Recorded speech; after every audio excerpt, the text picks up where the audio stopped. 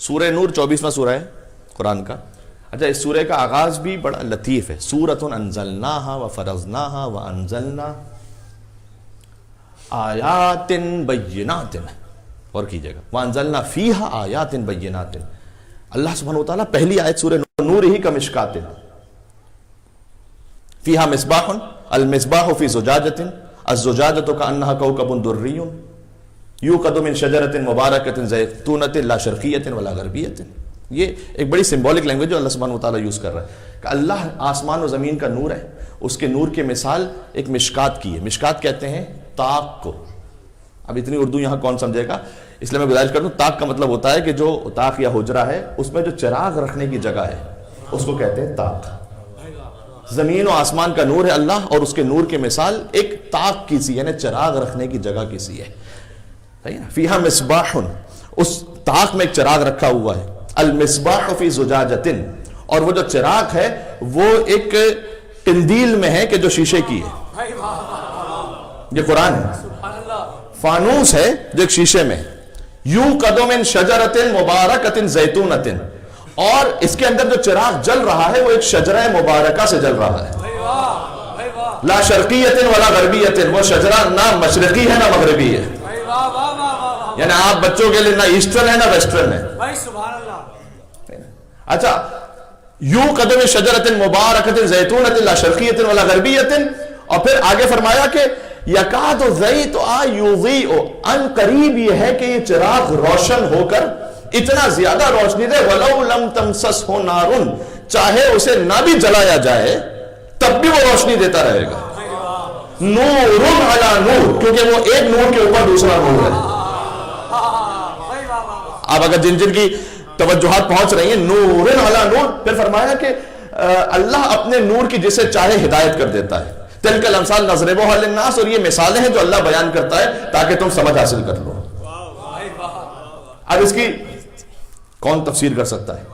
طاق سے مراد کیا ہے, چراغ سے مراد کیا ہے؟ تو چلیے انہی مفسران قرآن کی طرف جن اللہ سبحانہ وتعالیٰ نے معین فرمایا ہے. لہذا کتاب الکافی کی حدیث ہے یہ.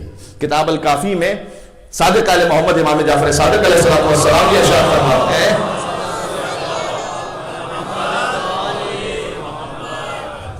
ارشاد فرماتے ہیں مولا کہ یہ جو طاق ہے نا جہاں چراغ رکھا جاتا ہے جسے مشکات کہا گیا, کہ المشکات فاطمہ.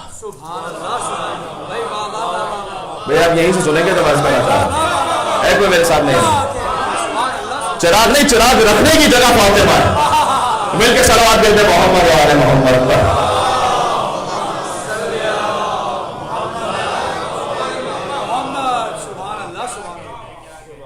یہ کافی سے حدیث سنا رہا ہوں, معتبر ترین کتاب ہے ہماری. کب مشکات سے مراد سیدہ کونین ہے. جیسے اب 14 سال ہو گیا مجھے ایام فاطمیہ پڑھتے ہوئے آپ کی خدمت میں. اگر اس سے پہلے یہ حدیث میں سنا چکا ہوں تو نہ بولیں, اگر پہلی مرتبہ سنیں تو میرے ساتھ بولیں میری, کہ مشکات سے مراد ہے کہ وہ طاق سیدہ کونین ہے.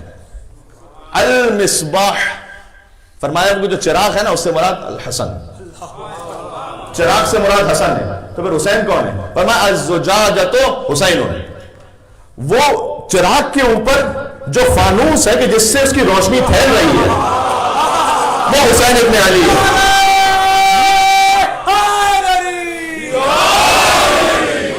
ذہن میں ہے بات؟ مشکات سے مراد ہے طاق سیدہ کونین سلام اللہ علیہا, وہ مقام. یہ ہم فاطمہ تو وہ ابوہا و بالہا کا ترجمہ ہے. بات پہنچ رہی ہے کہ یہ فاطمہ ہے اور یہ فاطمہ کے بابا ہیں اور یہ فاطمہ کے شوہر ہیں اور یہ فاطمہ کے بچے ہیں. یہ پورا چراغ نبوت اور امامت ہے کہاں؟ فاطمہ زہرا سلام اللہ علیہا کے گھر پر. المشکات و فاطمہ سیدہ کونین مشکات ہے. یہ خطابت میں نہیں کہہ رہا, حدیث کی روشنی میں کہہ رہا ہوں. تعویل کرنا حرام ہے, جائز نہیں ہے جب تک کہ حدیث معصوم موجود نہ ہو. یہ تعویل ہے نا, بظاہر تو نام نہیں لکھا ہوا بی بی کا, لیکن تعویل صرف حق امام ہے. تو امام علیہ السلام نے جو فرمایا وہ گزارش کر رہا ہوں. مشکات سے مراد ہے سیدہ کونین. فرمایا چراغ ہے حسن مجتبیٰ, اس طاق میں جو چراغ ہے اس کے اوپر جو فانوس ہے جس سے وہ چراغ کی روشنی پھیل رہی ہے وہ حسین ابن علی ہے.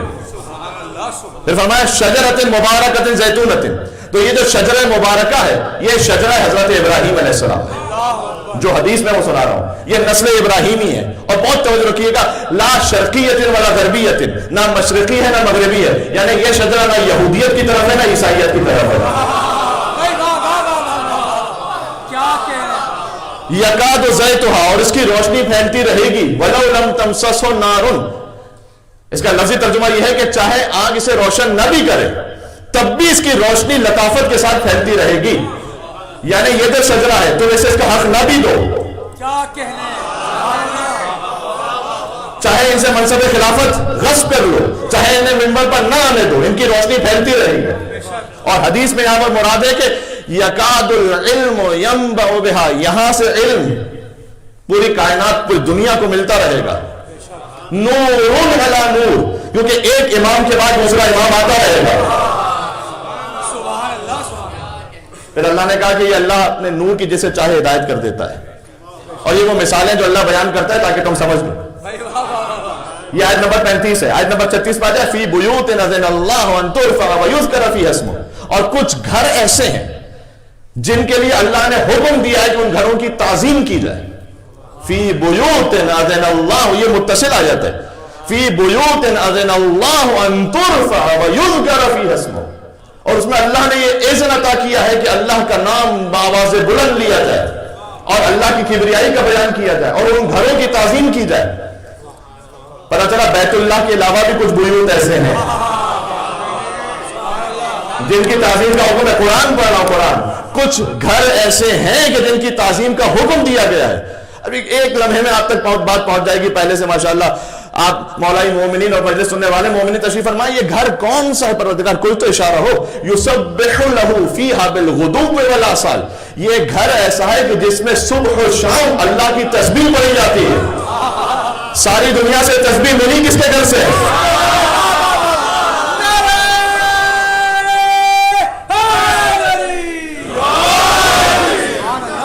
ساری امت کو، شیعہ سنی مسلمان، اس کی تعقیبات نماز پوری نہیں ہوتی جب تک نماز کے بعد تسبیح فاطمہ زہرا نہ پڑھ لیں. میں تو اہل سنت علماء کے ساتھ ٹرانسمیشن میں بیٹھتا ہوں، جب تسبیح حضرت سیدہ کونین کا ذکر ہو اسی ادب و احترام سے ذکر کرتے ہیں، اس لیے کہ تسبیح زہرا سلام اللہ علیہا یہ تعقیبات نماز کا حصہ ہے، چاہے شیعہ ہو، سنی ہو، حنفی ہو، بریلوی ہو، کسی مکتب سے تعلق رکھتا ہو. آپ غور فرمائیں. اور امام معصوم نے فرمایا، چھٹے امام کی حدیث ہے، وسائل الشیعہ میں مکمل ایک باب قائم کیا ہے صاحب کتاب نے تسبیح حضرت زہرا سلام اللہ علیہا کے فضائل پر. وہ اس وقت نہیں کہ میں اس تفصیل میں جا سکوں، لیکن امام نے فرمایا کہ یہ پڑھنے میں 100 کے برابر ہے اور میزان میں 1000 کے برابر ہے.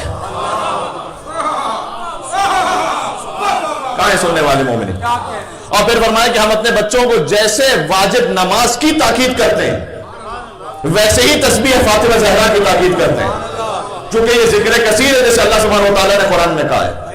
اور پھر فرمایا کہ 1000 نفل نمازوں سے زیادہ افضل ہے ایک تسبیح فاطمہ زہرا سلام اللہ علیہا. میری جوانوں سے، خاص بچوں سے گزارش ہے، نماز پڑھنے کا فوراً مصلی لپیٹ کے کھڑے نہ ہو جائیں، کم سے کم اتنا بیٹھیں کہ تسبیح سیدہ کونین سلام اللہ علیہا پڑھ لیں. آپ کے دنیا اور آخرت کے لیے مفید ہوگی. اور یقین فرمائیے گا کہ اگر آپ خاص حاجت نماز کے بعد بغیر پہلو بدلے ہوئے خاص حاجت کو سوچتے ہوئے تسبیح زہرا سلام اللہ علیہا پڑھیں، یعنی مصلحت میں ہو اور عطا نہ ہو ممکن نہیں ہے، میں ممبر بنانا چھوڑ دوں گا. آپ سے کہہ رہا ہوں یہ تسبیح یسبح لہ فیہا بالغدو والآصال. کچھ گھر ایسے جن کے اللہ نے تعظیم کا حکم دیا جس میں اللہ کی تسبیح پڑھی جاتی ہے، صبح و شام پڑھی جاتی ہے. اچھا بات سمجھ میں آ گئی؟ اب روایت بھی سن لیجئے گا. اس میں روایت بحر الانوار میں ہے اور کتابوں میں بھی ہے کہ کسی نے پوچھ لیا حضور سے، یا رسول اللہ یہ فی بیوتن، یہ کون سے گھر ہیں جن کی تعظیم کا اللہ حکم دے رہا ہے؟ یہ بیوت بیت کی واحد ہے، اسی بیت سے اہل البیت ہے. یہ لنک ہے نا آپ کے ذہن میں. یہ بیوت کون ہے؟ حضور نے فرمایا، سوال کیا ایو بیوت ہاذی، یہ کون سے بیوت ہیں؟ حضور نے فرمایا پہلے بیوت الانبیاء، یہ انبیاء کے بیوت ہیں. اب اگر کوئی ایسا بیٹھا ہو کہ جس کے دل میں یہ خیال آ رہا ہو کہ کہیں ایسا تو نہیں اشارہ اس طرف جا رہا ہے کسی خاص گھر کی طرف، تو اسے چبھن تو ہوگی. تو مجھے نام معلوم ہے کہ کس نے پوچھا، لیکن یہاں بولوں گا نہیں، تاریخ میں جا کے دیکھ لیجئے گا کہ کسی پہلے ہی نے اٹھ کے پوچھ لیا.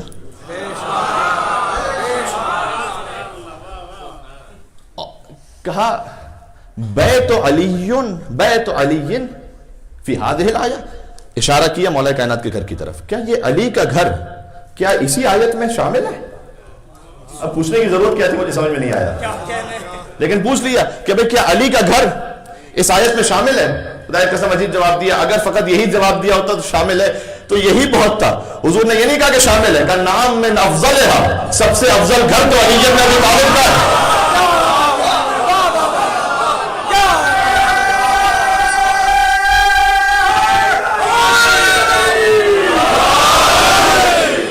گرامی فرمایا کہ یہ افضل ترین گھر ہے جس کے لیے اللہ نے کہا کہ اس کی تعظیم واجب ہے. تعظیم واجب ہے، لہذا سرکار ختمی مرتبت بھی آتے ہیں اس در پر ادب اور احترام کے ساتھ کھڑے ہو کر کہتے ہیں السلام علیکم یا اہل بیت النبوہ. 6 مہینے تک حضور کا طریقہ تھا السلام علیکم یا اہل بیت النبوہ ومعدن الرسالہ ومختلف الملائکہ. سلام اس گھر پر کہ جو نبوت کے اہل بیت ہیں، کہ جو ملائکہ کے اترنے کی جگہ ہے، مختلف الملائکہ. سبحان اللہ. عزیزان گرامی، جب ان نورانی ہستیوں سے وابستہ ہیں، کل میں عرض کر چکا ہوں کہ دل میں ظلمتیں اگر ہیں نعوذ باللہ من ذالک، تو پھر نور اہل بیت کس نہیں ہو سکتا. ولایت علی ابن ابی طالب علیہ السلام کو اپنی زندگیوں میں نافذ کرنے کی کوشش کیجیے.